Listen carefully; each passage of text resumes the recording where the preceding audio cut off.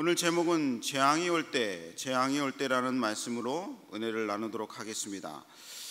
우리에게 재앙과 같은 환난이나 고난이 오면 두 종류의 고난이 있는 것 같습니다. 하나는 하나님이 주시는 고난이 있고, 또 하나는 우리의 죄악으로 인해서 오는 고난들이 있습니다. 여러분은 이 둘 가운데 어떤 것이 더 견디기가 쉬울 것 같습니까?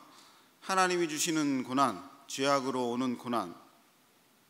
이렇게 쭉 보면 여러 가지 사건들을 보고, 저에게 오는 것들을 보고, 그리고 많은 성도들에게 오는 것들을 보면 고난은 대부분이 하나님의 주시는 고난이라기보다는 죄악으로 오는 고난이 대부분이라는 사실을 발견하게 됩니다. 그러니까 하나님은 우리에게 어떤 시련이나 이런 고난들을 주기를 즐거워하지 않으시는 분이십니다. 대부분의 징계로 인해서 어쩔 수 없이 하나님이 징벌하시는 일들이 상당히 많다는 것이죠. 하나님 말씀을 신실하게 살려고 하고, 하나님 말씀을 진실하게 따르고 정직하게 사는 사람들에게는 생각보다 그렇게 고난이 많지 않고 극히 제한적입니다. 심지어는 그런 경우에는 이것이 고난인가라고 느껴지는 경우도 흔치 않습니다. 마치 그런 거죠. 내가 지난주에 감기를 앓았었나? 감기를 앓지 않았었나? 이런 건 거죠. 그러나 내 안에서 막 창자가 뒤틀리는 그런 일들은 금방 알잖아요. 그러니까 정직하게, 의롭게, 진실하게 하나님을 섬기는 사람들은 때로는 고난이 와도 그것이 고난으로 느껴지지 않는 경우도 많고, 그렇더라도 그런 분들에게는 생각보다 그렇게 큰 고난이 있지 않는 것 같습니다. 그런 믿음을 가진 사람들은 늘 마음에 감사하고, 그리고 늘 하나님을 의지하는 믿음이 있기 때문에 그냥 큰 산인 것 같아도 그냥 잠깐의 언덕 같기도 하고 그렇게 넘어가기도 하죠. 외부적으로 오는 고난을 받은 사람들의 대표적인 일들이 이 요셉이나 다윗이죠. 그런 사람들은 참으로 큰 어려움을 당하긴 했지만 사실은 그 인생 가운데 황금기는 그 시기였습니다.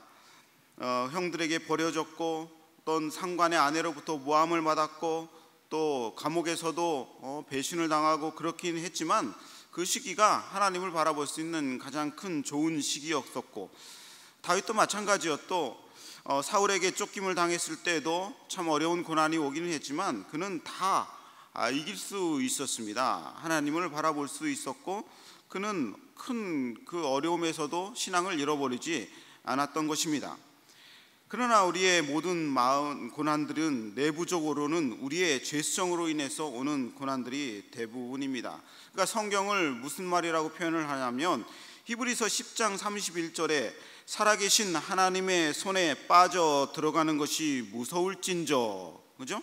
살아계신 하나님의 손에 빠져 들어간다라는 말은 무슨 말이냐면, 하나님이 주신 고난의 의미가 아니라 하나님을 대항하고, 하나님을 모함하고, 하나님을 조롱하고, 그리고 내 안에 죄악을 품는 사람들이 하나님이 참다 못해서 그의 손을 한번 들어서 손으로 잡아 움켜쥘 때에, 그러면 그 무서운 것을 어떻게 피할 수 있느냐, 그런 말이 히브리서의 10장에 기록되어 있는 것이죠. 한번 살펴보면은 왜 그렇게 힘이 든가? 하나님이 주시는 고난들은, 이 요셉이라든지 다윗은 늘 하나님을 바라볼 수 있는 하늘의 창이 열려 있어요. 그러니까 내가 하나님을 바라볼 수 있구나, 감사하구나, 이런 말을 할 수 있는데, 죄악으로 오는 고난은 하늘의 창이 열려 있지 않습니다. 왜 그러냐면 내 죄성과 죄악이 쌓여서 오는 고난은 그 죄악이 하늘을 가라막고 있기 때문에 그렇습니다. 내가 기도를 하고 싶은 생각이 들지도 않고, 하나님의 말씀을 보고 들으려고 하는 생각도 들지를 않는 것이죠. 그리고 심지어는 이것이 하나님이 나를 사랑하시는가를 의심조차 하지를 않습니다. 즉 무슨 얘기냐면, 나의 테두리에 가르쳐 있어서 나의 이 가시덤불과 같은, 이 엉겅퀴와 같은 죄악에 둘러싸여 있어서 하나님을 접근할 수 있는 길이 다 막혀 있다고 하는 것이죠. 악한 마음과 죄성이 하나님을 가로막고 있어서 하나님을 다가가기 어렵게 만드는 것입니다. 그런 사람들에게는요, 이게 말씀을 전해도 말씀이 들어가지 않습니다. 저 뒤에 앉아서 말씀을 듣고, 이 앞에서 말씀을 듣고 집회 참석하긴 해도 어쩔 수 없이 난 오기 싫었는데 왔다 그러면서 이 죄성이 가득한 사람들은요, 말씀을 조롱거리를 열기고 그거는 나에게 관련된 것이 아니야 이렇게 생각을 하기 마련인 것이죠. 그래서 그것을 극복하는 것이 그렇게 쉽지 않습니다. 그러나 한번 생각해 보세요. 나는 늘 하나님 앞에 겸비하고 진실하고, 나는 정직하고, 나는 돈 떼먹은 것도 없고, 남을 해코지한 것도 없고, 나는 하나님 앞에 진실하게 거룩하게 살려고 하고, 날마다 하나님 앞에 겸비하게 살려고 하는 사람에게 작은 고난들이 오면 그것은 민감하게 딱 알아차립니다. 아, 내가 요즘 이런 일이 있었나? 그러면서 하나님 앞에 기도할 때마다 통곡하게 되고 자복하게 되고 애통하게 되는 그런 심령들이 오는 것이죠. 그래서 어떻게 하면 더 성결해질까? 어떻게 하면 더 거룩해질까? 어떻게 하면 하나님 말씀대로 더 순종하게 될까? 그러니까 자꾸 하나님을 보는 길이 열리는 거예요. 그러니까 신실한 사람들에겐 자꾸 하나님과 가까이 하는 길이 날마다 열려서 그분과 화목하게 되고 더 가까워지고 더 능력을 받고 더 형통하게 되고, 죄악으로 인해서 오는 고난을 자꾸 갖고 있는 사람들은 자꾸 길이 막히고 하나님과의 관계가 멀어지는 역순이 있는 것입니다. 그래서 십자가가 질 때 의인의 십자가는 가볍다고 그랬잖아요. 내 십자가는 가벼운 거예요. 그러니까 주님과 함께 가는 길을 주님과 함께 걸어가고 있는 사람이 진 십자가는 무거운 통나무처럼 보이지만 가벼운 거예요. 왜냐하면 주님이 함께 동행하기 때문에 그 일들이 그렇게 어렵지 않게 느껴지기 때문에 그렇습니다.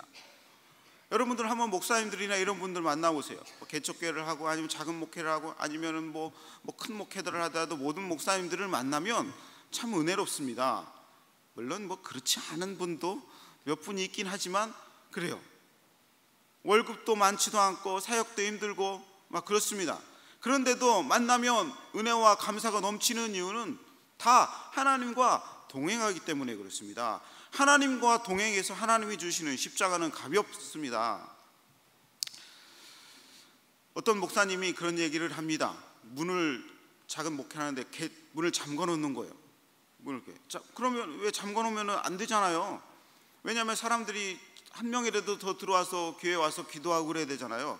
그런데 문을 열어놓기만 하면 어느 순간에 이 강도들이 들어오는 거예요. 강도들이 교회 안에 강도들이 들어와서 상담한다고 가장을 해. 내가 예수 믿고 싶어요 막 하고다가 그러면 작은 교회 목사님들은 막 귀하잖아요. 그러면 맞아서 빵도 주고 떡도 주고 얘기하다가 어느 순간 강도로 변해요. 강도로 다 내놔. 어떤 사람은 칼도 든 사람도 있고 어떤 사람은 문신을 보여주기도 하고 막 이러면서, 그러면은 그냥 다 털어서 헌금도 주고 막 이렇게 다 살아야 되니까. 그러면서도 기쁨과 은혜가 넘치는 이유는 그 길이 하나님과 동행하는 길이라고 생각했기 때문에 그렇습니다. 저는 전도사 시절에 30만 원을 받았습니다. 30만 원. 월급 30만 원 받았는데 3만 원은 11조 떼고 2만 원 성경금하고 그리고 애들 밥 사주고, 그러면 집에 아내한테 갖다 줄 돈이 없어. 왜 안 갖고 냐고 그러지. 근데 갖다 줄 돈이 없어. 근데 너무 행복하죠. 왜 행복해요? 그 일은 참으로 내가 부족해도 하나님이 주시는 의로운 길이다, 복된 길이다, 내가 정말 잘 가고 있구나, 내가 정말 하나님 앞에 잘 살고 있구나, 그런 믿음이 들면 그런 월급이 적거나 아니면 누가 좀 뭐라고 하거나 그런 것들이 고난으로 여겨지지 않습니다. 그런데 죄인의 짐은 참으로 무겁습니다.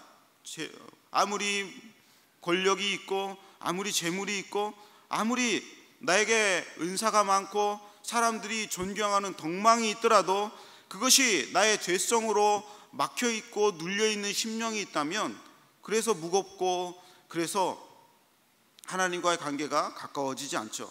마치 이 도둑이 재발절인다 그런 얘기랑 똑같습니다. 하나님 앞에 나오면은 막 무겁고 그렇죠. 오늘 성경으로 돌아가 보면 이사야 선지자에게 하나님이 이상을 보여줍니다. 환상을 보여주죠. 이게 미래를 보여줍니다. 이게 꿈처럼 그림처럼 이렇게 보여줍니다. 보니까 예루살렘 성을 어떤 사람들이 포위하고 있는 거예요. 막 포위하고 있어서 예루살렘 성이 무너지기 직전인 거예요. 그런 상황을 보여줍니다. 그런데 이 상황이 열왕기하에 보면 그대로 나타납니다. 어떤 장면으로 그대로 나타나냐면 히스기야 왕 때에 아수르 왕 사네립이 랍사게를 시켜가지고 그 왕을 포위하는 장면들이 실제적으로 일어납니다. 그 말씀을 기억하시죠? 기억하시죠? 히스기야 왕 때에 사네립과 랍사게가 하도 많이 들어가지고 뭐 우리 집 옆집 아저씨 이름 같잖아요. 사네립과 랍사게. 사네립은 아수르 왕이고 랍사게는 군대 장관이고 다 18명이 딱 모여 있습니다. 그러니까 히스기야 왕이 그것을 보고 3명을 보내지요. 바깥에 나가가지고 조랑하지 말라고 3명을 보냅니다. 그 첫 번째 사람은 hil기야의 아들 엘리야김입니다. hil기야라는 것은 이게 제사장이라는 뜻이죠.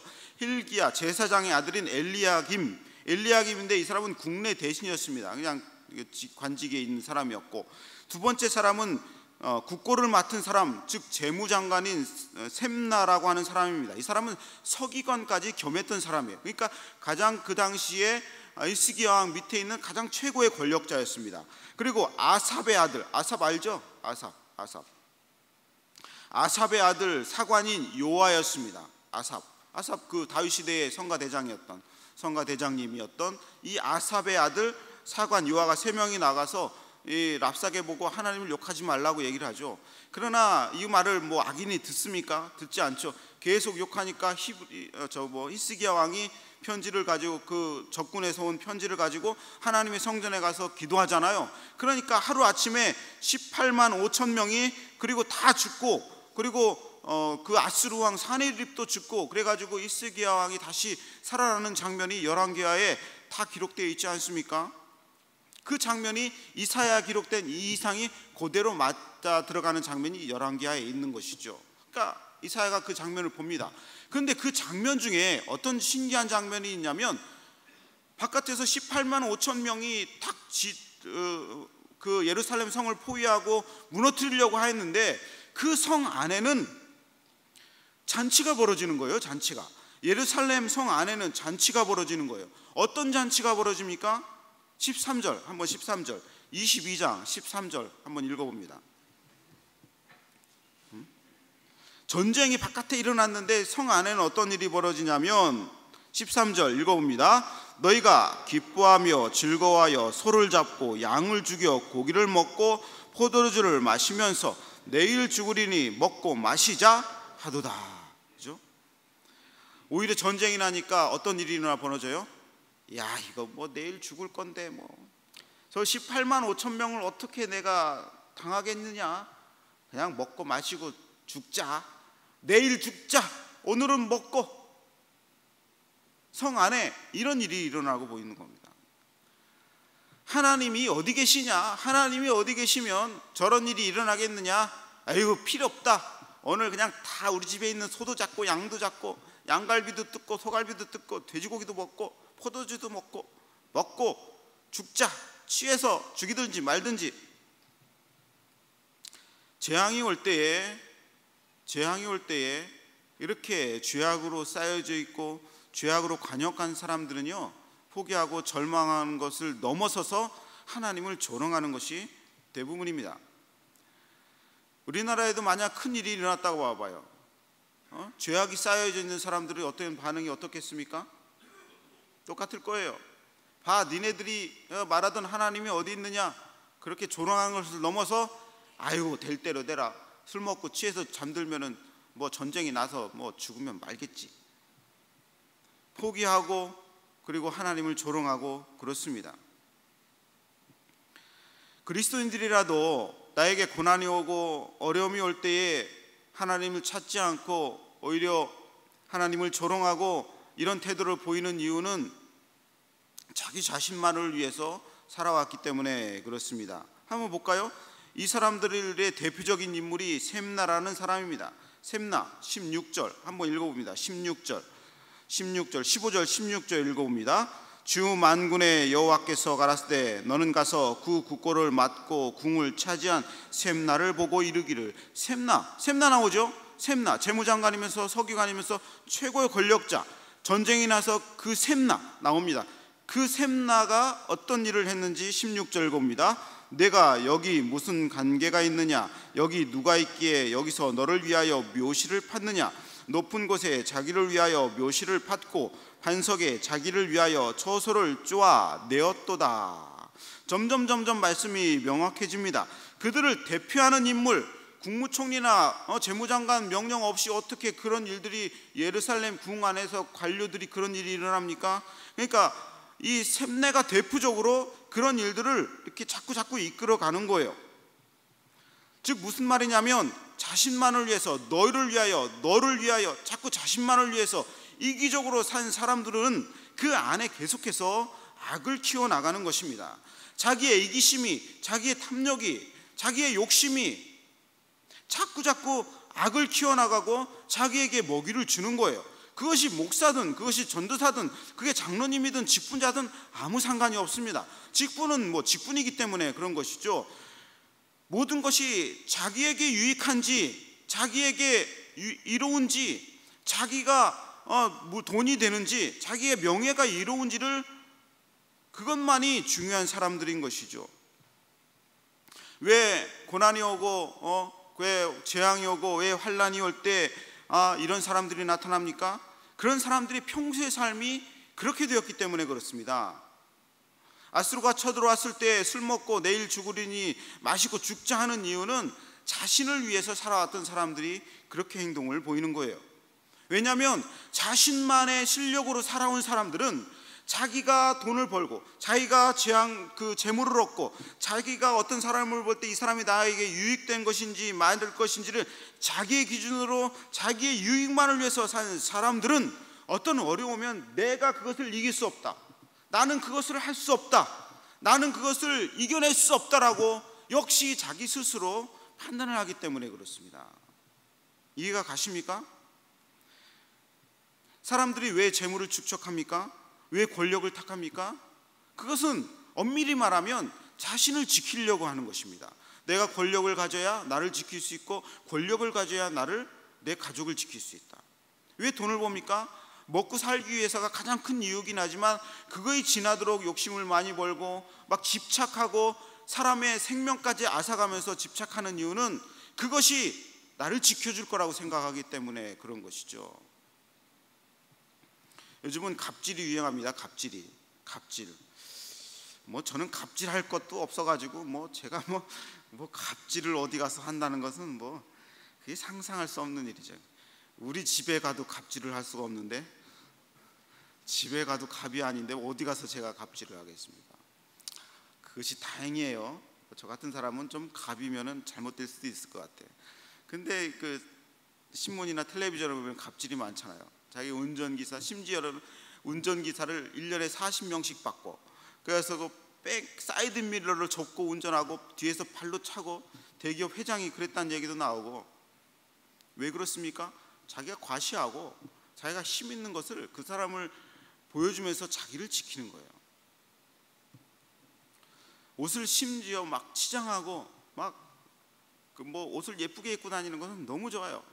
거렁뱅이처럼 하고 다니면은 관심도 안 가잖아요. 근데 좀 예쁘게 입고 머리도 예쁘게 하고 오는 건 너무 좋죠. 당연하죠. 그런데 그것을 지나가지고 나는 명품백 아니면 안 사, 나는 명품차 아니면 안 타, 나는 어디 아니면 안 살아, 이런 행동들은 그 내면을 들여다보면은 그것으로 자기를 지키려고 하는 거예요. 자기 자존심을 지키려고 하고 그것으로 자기 명예를 지키려고 하고, 그러다가 그것이 싹 없어져 버리잖아요. 마치 예루살렘을 포위한 그 아수르 군대가 왔을 때에 그 안에 있던 그 관료들이 아이고 오늘 먹고 죽어버리자, 어차피 안 되는데, 어차피 죽어야 되는데, 그렇게 생각하는 사람들은 나에게 갖고 있는 이 화려한 것들이 다 사라지면 아무것도 남지는 않습니다. 아무것도 남지는 않아요. 그래서 남는 건 뭐예요? 악만 가득하고 하나님을 욕하고 세상을 원망하고 그리고 죽어버리는 것이죠. 왜? 평소에 그렇게 살아왔기 때문에 그렇습니다. 이 셈나가 너희를 위하여, 자기 자신을 위하여, 나만을 위하여 묘시를 파는 거예요. 왕 히스기야 왕의 묘시를 파는 게 아니라 자기 묘시를 파. 왕과 동등된 위치에 자기 묘시를 파. 왕과 위치 동일하게 자기 묘시를 파해서 자기 죽음도 준비를 해. 그리고 또 뭐예요? 반석에 자기를 위하여 처소를 쪼아내었도다. 대리석을 쪼아내가지고 자기 집을 만들어. 대리석집이 뭐 조그만하겠어요? 엄청난 큰 궁궐을 같은 자기 집을 만드는 것이죠. 대표적인 인물입니다. 예루살렘이 이런 전쟁통에다 이런 일을 벌여질 수 있는 이유는 많은 사람들이 자신만을 위해서 궁궐을 짓고 묘실을 파고 그렇기 때문에 그렇습니다. 누가복음 12장 16절부터 21절에 예수님의 비유 중에 이런 사람이 나옵니다. 곡식을 쌓아두기 위해서 곳간을 자꾸 만드는 거예요. 왜냐하면 풍년이 드니까 곡간을 만들고 거기다가 곡식을 쌓아놓자. 그리고 부자가 얘기를 합니다. 뭐라고 합니까? 많이 쌓아놨으니까 내 영혼아 이제 평안하도다. 내 육신아 이제 평안하도다 라고 얘기를 합니다. 그러니까 예수님이 내 목숨을 오늘 밤 가져가면 어떻게 할 것이냐? 그렇게 얘기하죠. 그런 다음에 21절에 누가복음 12장 21절에 이렇게 얘기합니다. 자기를 위하여 재물을 쌓아두고 있는 자는 하나님께 대하여 부요치 못한 자다 라고 그랬습니다. 그러니까 하나님에 대해서는 부요치 못하고 자신에 대해서만 재물을 쌓아두는 자에 대해서 책망하고 하나님이 그 즉시 그 사람의 목숨을 앗아갈 준비를 하고 계시다는 얘기죠. 자신만을 위해서 그리고 자신을 위해서 사는 사람, 자신이 모든 잣대요, 자신의 생각이 기준이요, 자신의 눈이 바로 옳은 것이요, 이렇게 여기는 사람은 하나님은 어리석은 자라고 얘기하시는 것입니다. 그리고 그 사람의 목숨은 하나님이 이 세상에서 더 이상 쓸모없다고 여기시는 것입니다.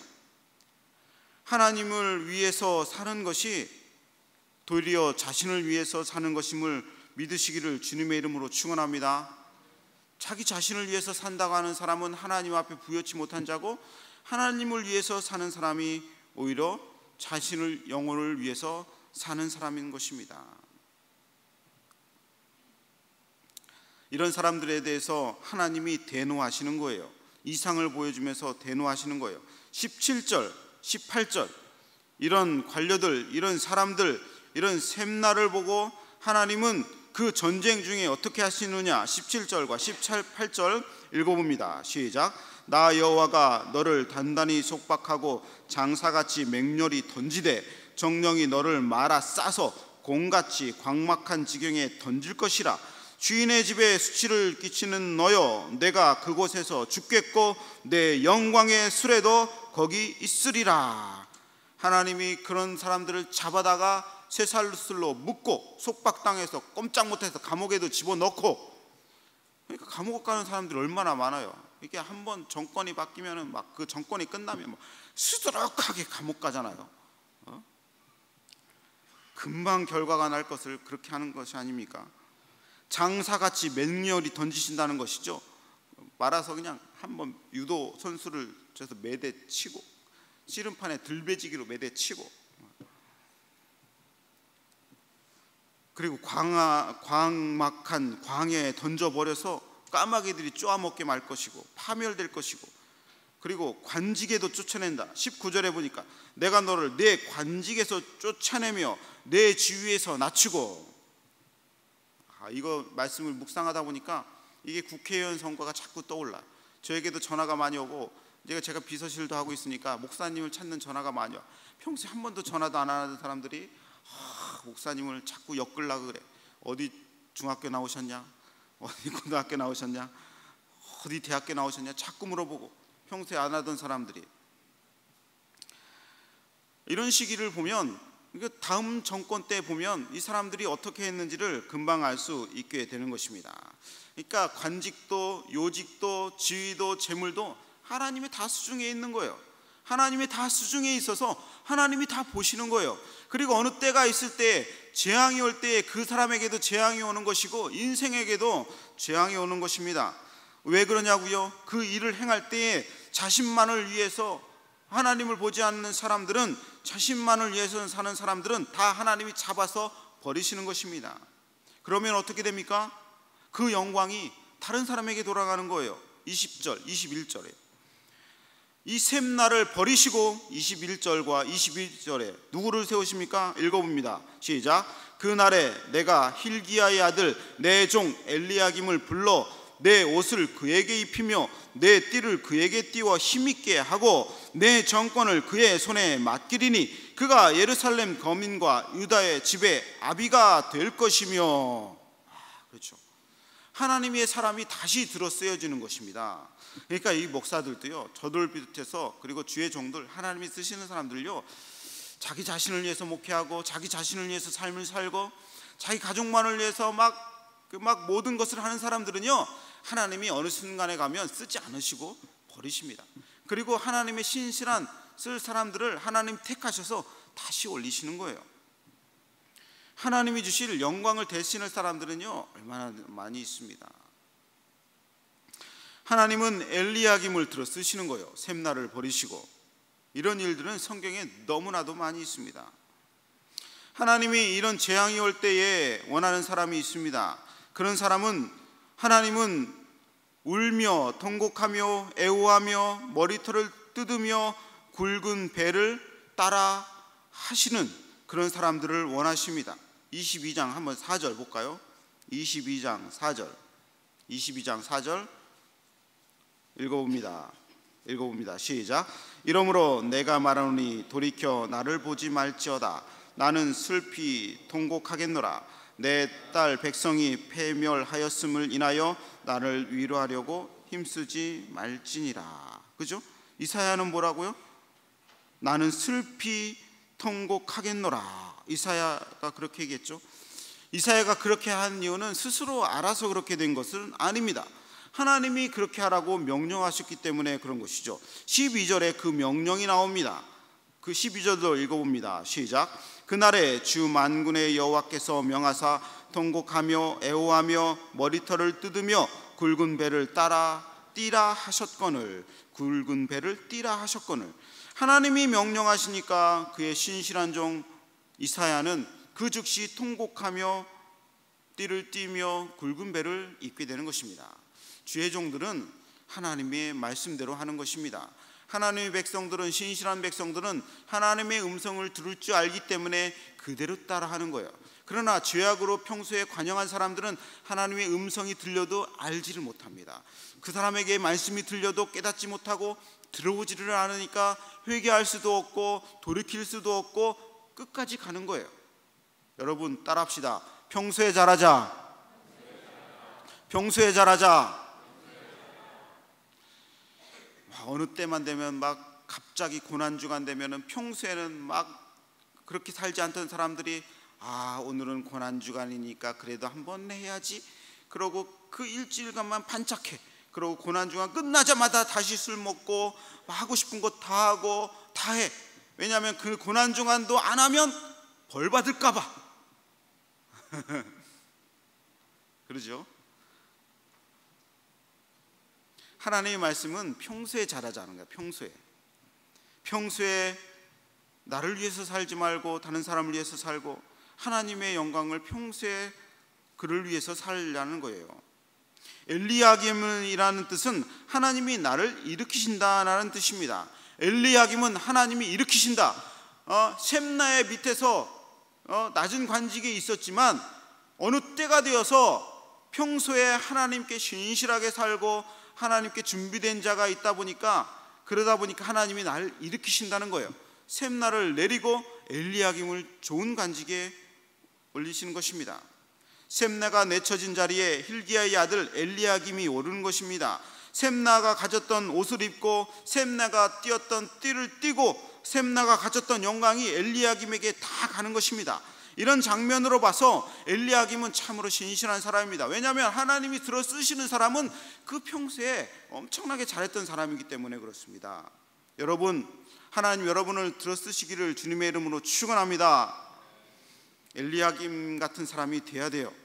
그는 자신을 위해서 산 것이 아니라 하나님의 백성들을 위해서 살았던 것이고 하나님을 위해서 자신의 일을 묵묵히 다 했던 사람입니다. 22절과 23절에 이 사람에 대해서 자세하게 나옵니다. 자세하게 나오는데 누구를 도왔다 이런 얘기가 나오는 것이 아니에요. 이 사람의 영광에 대해서 나옵니다. 22절, 23절 읽어봅니다. 시작. 그 사람이 내 종 엘리야김의 아들 내 종 hil기야의 아들 내 종 셈나의 아들 셈나가 띠었던 옷을 입고 셈나가 가졌던 띠를 띠고 셈나가 띠었던 띠를 띠고 셈나가 가졌던 영광이 엘리야김에게 다 가는 것입니다. 이런 장면으로 봐서 엘리야김은 참으로 신실한 사람입니다. 왜냐하면 하나님이 들어 쓰시는 사람은 그 평소에 엄청나게 잘했던 사람이기 때문에 그렇습니다. 여러분, 하나님 여러분을 들어 쓰시기를 주님의 이름으로 축원합니다. 시작. 내가 또 다윗 집의 열쇠를 그의 어깨에 두리니 그가 열면 닫을 자가 없겠고 닫으면 열 자가 없으리라. 못이 단단한 곳에 박힌같이 그를 견고케 하리니 그가 그 아비 집의 영광의 보좌가 될 것이요. 그죠? 히스기야의 집에, 더 크게 말하면 다윗 자손의 집에 모든 열쇠를 그에게 주고 그가 문을 열어야 국고가 열리고 그가 닫으면 국고가 열리지 않을 것이고 그가 단단한 못처럼 바뀌어서 그 사람을 통해야 그 나라가 다 사람들이 통행할 수 있고 다 얻어먹을 수 있다 하는 얘기예요. 하나님이 아무에게나 맡깁니까? 하나님이 아무에게나 이런 일을 맡깁니까? 심지어 24절 그 아비 집의 모든 영광이 그 위에 걸리리니, 그 위가 누구예요? 엘리야김을 말하는 거 아니겠어요? 엘리야김에게 걸리니 그 후손과 족속되는 각 작은 그릇 곧 종지로부터 항아리까지리라. 그죠? 작은 종지부터 큰 항아리까지, 작은 족속이든 이 베냐민과 같은 작은 족속이든 아니면 큰 족속이든 므낫세 같은 큰 족속이든 그 모든 족속이, 심지어 예수 믿는 모든 작은 나라든 큰 나라든 작은 영혼이든 큰 영혼이든 작은 교회든 큰 교회든 하나님의 백성들이 모든 교회들은 하나님의 영광을 입을 것이다 라고 하는 그 메시지가 이 엘리야김으로부터 나오게 되는 것입니다. 물론 이 열면 닫을 자 없고 닫으면 열 자가 없다는 이 말은 예수 그리스도를 상징하는 그런 예표하는 말입니다. 그러니까 예수 그리스도를 예표하는 인물이 엘리야김이 되는 거예요. 얼마나 대단한 사람이고 얼마나 대단한 영광입니까? 때가 되면 압니다. 재앙이 오면요 다 구별되는 거예요. 재앙이 오면 누가 충신인지 누가 간신인지 드러납니다. 이 사람들은요 다 도망가요. 다 도망가. 3절에 보니까 너희 관원들은 다 함께 도망하였도다. 그런데 엘리야김과 그리고 히스기야 왕과 그리고 이사야는 그 성중에 앉아서 통곡하며 애국하며 나라를 위해서 하나님을 찾는 것을 볼 수 있죠. 재앙이 오면요 누가 충신인지 누가 간신인지 드러납니다. 어려움이 오면 누가 기도했는지 누가 기도 안 했는지 다 드러나는 거예요. 누가 선한 사람인지 누가 악한 사람인지 드러납니다. 평소에는 잘 지내다가도 한 사람이 얼어지면 누가 친구인지 누가 친구가 아닌지 드러나는 거예요. 그러니까 재앙이 오면 하나님의 사람이 드러나는 것입니다. 때가 되면 누가 자신을 위해서 살았는지 아니면 하나님을 위해서 살았는지가 명백히 드러나는 것입니다. 교회가 어려우면 누가 이 교회를 위해서 헌신하고 몸바쳐 충성했는지 누가 말만 나불거리고 교회를 위해서 아무것도 안 했는지가 다 드러나는 거예요. 하나님이 보내시는 재앙은 바로 그런 자들을 구별하기 위해서 보내는 재앙입니다. 한번 생각해 보세요. 내 가정이 어려울 때 내가 어떻게 했는지, 우리의 부모님이 쓰러졌을 때 내가 어떻게 했는지, 하나님의 교회가 어려웠을 때 나는 어떻게 했는지, 그건 내 의지대로 되는 게 아니라 자책할 필요도 없어요. 내가 의지대로 되는 것이 아니라 내가 평소에 그런 삶을 살아왔기 때문에 그래요. 불신자들이 평소에 악을 심으면요 어려움이 오고 환란이 올 때 가정을 망가뜨려 버리고 이혼하고 자녀들을 때리고 고아원에 보내고 그랬습니다. 그건 당연한 현상이에요. 그 사람에게 뭘 기대합니까? 그러나 평소에 믿음으로 산 사람들은 더 똘똘 뭉칩니다. 평소에 믿음으로 산 아버지는요 아이들을 끌어안고 어디든지 갑니다. 어디든지 가서 다시 일으킬 수 있어요. 단단한 견고한 목과 같은 그런 믿음을 가졌기 때문에 그렇습니다. 국가가 어려우면 의인이 나타납니다. 그리고 반면에 도망가는 사람들이 있고 그런 것이죠. 평소 충성되며 평소에 묵묵히 하나님에 따르며 평소에 하나님의 영광을 자기 자리에서 드러내는 사람은요 교회를 지키고 국가를 지키고 가정을 지키고 사람들을 지켜줄 줄 압니다. 그런 사람이 하나님의 영광을 차지하는 거예요. 평소에 막 화려하게 보이고 평소에 들떠 보이고 평소에 대단한 것 같은 사람들이 실제적으로는 자기 자신을 위해서 산 사람들은, 그런 사람들은 샘나와 같이 하나님이 다 버리시는 것입니다. 엘리야김과 같은 신앙인을 하나님은 지금도 높이 사시고 지금도 경고케 하시는 것입니다. 그 사람에게 모든 영광을 준비를 다 하고 계시는 거예요. 결국 엘리야김은 예수 그리스도를 상징하는 사람이 되었습니다. 요한계시록에 예수 그리스도가 어떤 분인지를 말씀하고 있죠. 빌라델피아 교회의 사자들에게 편지하기를 거룩하고 진실하사 다윗의 열쇠를 가지시니 곧 열면 닫을 사람이 없고 닫으면 열 사람이 없는 그가 가라사대 볼지어다 내가 내 앞에 열린 문을 두었으니 능히 닫을 사람이 없으리라. 내가 내 행위를 아노니 내가 적은 능력을 가지고도 내 말을 지키며 내 이름을 배반치 아니하였도다. 내 행위를 안다고 그러는 거잖아요. 그리스도의 이름을 가진 사람들의 행위를 아는데 능력이 비록 적더라도 그 적은 능력으로 믿음을 갖고 말을 지키고 그리고 예수 그리스도 이름을 배반치 아니하는 자에게 예수 그리스도와 같은 영광을 그에게 줄 것이다 라는 요한계시록 3장 7절부터 8절까지의 말입니다. 여러분에게 이런 영광이 하나님이 다 준비되고 지금도 부어주시는 줄로 믿습니다. 나는 왜 내가 이 모양인가? 그런 것이 아니에요. 작은 중에도 하나님의 영광은 드러나는 것이고요, 작은 중에 하나님을 충성된 이 여긴 자는요 큰 영광을 주는 것이고, 큰 영광을 받은 자도 어느 순간 샘나처럼 이런 인물들은 금방 펴려지고 영광을 하나님께서 금방 걷어가는 것입니다. 여러분, 하나님의 나라는 이런 사람들의 차지입니다. 이런 사람들을 통해서 하나님 나라가 확장되는 것이고, 이런 사람들을 통해서 하나님의 교회가 견고해지는 것이고, 그런 사람들의 가정은 결코 망치로 두드려도 해머로 두드려도 그 가정을 깰 수가 없는 것이고, 그 영혼을 깰 수가 없는 것이에요. 하나님이 견고케 하신 못과 같이 벽에 꽉 박아 놓으셨기 때문에 그렇습니다. 하나님의 영광을 차지하는 여러분들이 되시기를 주님의 이름으로 축원합니다.